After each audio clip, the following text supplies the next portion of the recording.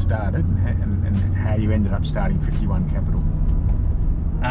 Well, I started off as a broker, so I was in a small broking shop prior to the fund, and then we essentially set up 51 Capital after leaving that, and basically just thought it was better to run a fund than sell stocks, I guess. So we set it up in 2018, April of 2018 we got started. Yep.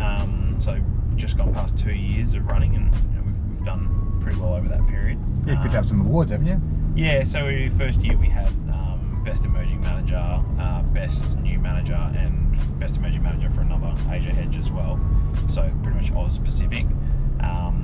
But we've obviously seen a lot of market volatility recently, and the whole strategy of running a long short fund is that you can hedge the downside. So when the markets fall, you actually don't lose money, and that was sort of the whole premise of setting it up. Whereas in broking, and obviously being on the ASX only, you're only buying shares and making money when they go up, but markets go up and down. So yeah, when we set it up, that was sort of the theory. Have a broad mandate, allow us to sort of gain access to the best companies in the world, or short sell the worst companies in the world. Yeah, right.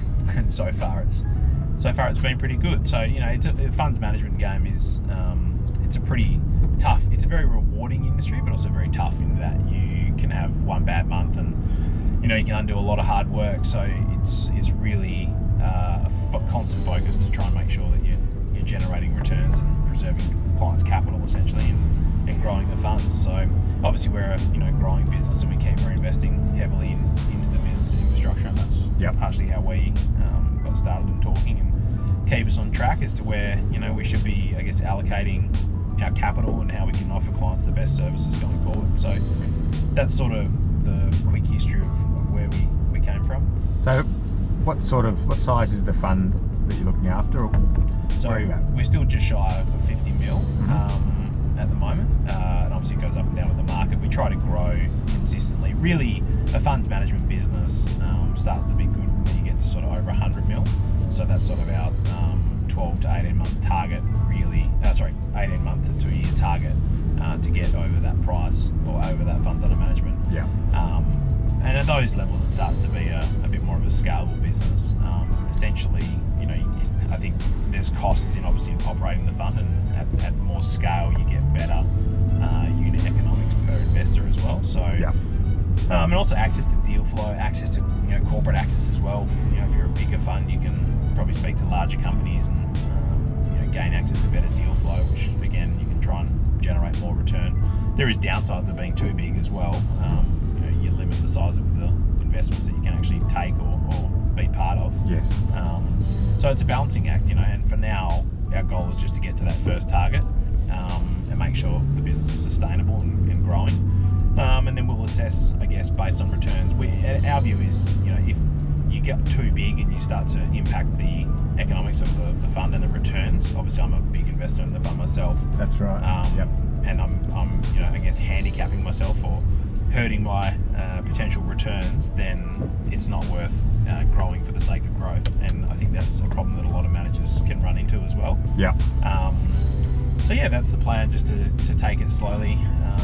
It'll be a good problem to have when someone comes up to you and says, here's 100 million or 200 million, will you take it? And try and work out whether that's a good idea or not for a business decision. Exactly.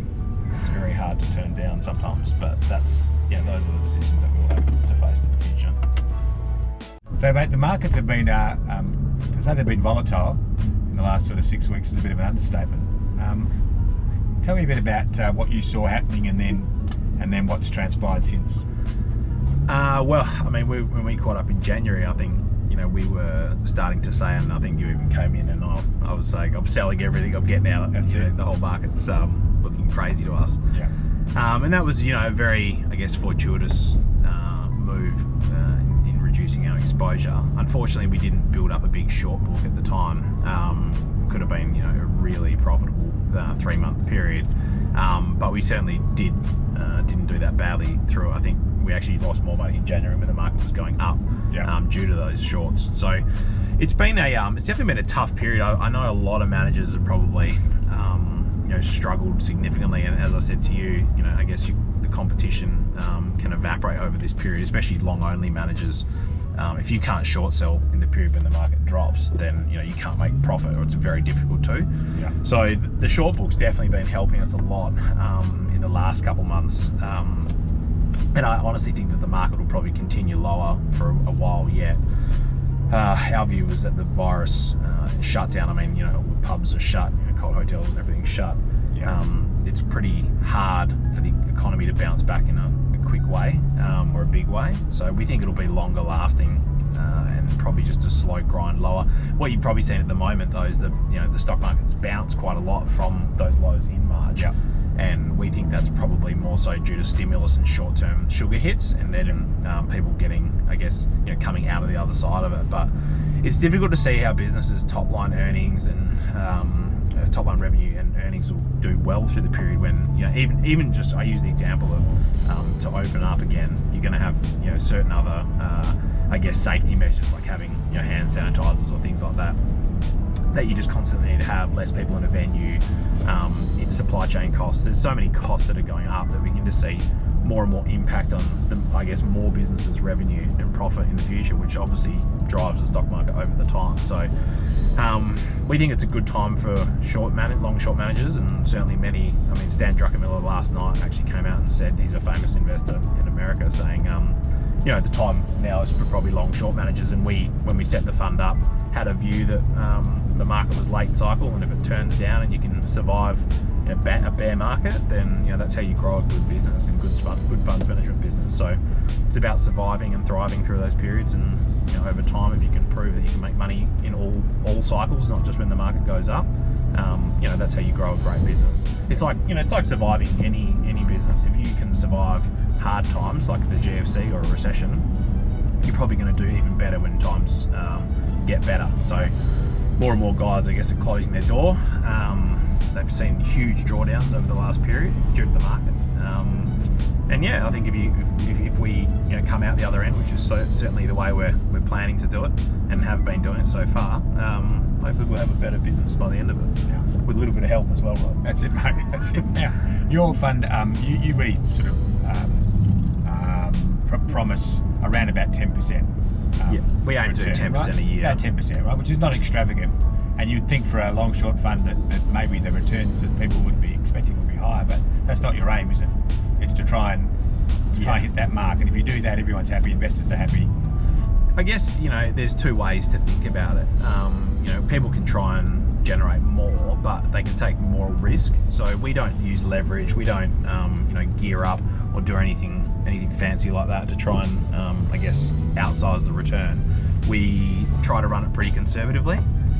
As I said, it's a lot of my money in the fund as well. I don't really plan on losing it. No.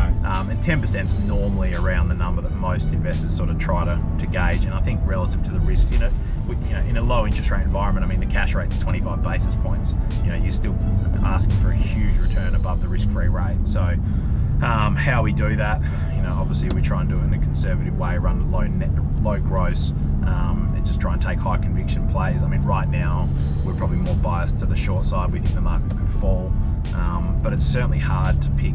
The stocks are still very expensive in our view, so the stocks that we're investing in at the moment are quite limited, just because we think that the downside risk is too big. So certainly being very conservative at the moment, and as you said, it's an absolute return fund, so we want to make 10% regardless of what the market's doing. So we should get there again this year. Obviously last year we had a lot more than that, and that it will swing and change depending on market conditions. There's obviously some years it's a lot easier to make a lot more money, but in other years, obviously when the market's fallen now, some guys will do far less. They'll do -20 or -30 for the year, and we should get back to that net +10 for this financial year, and hopefully next year we'll be well positioned to do that or exceed it again. That's the plan.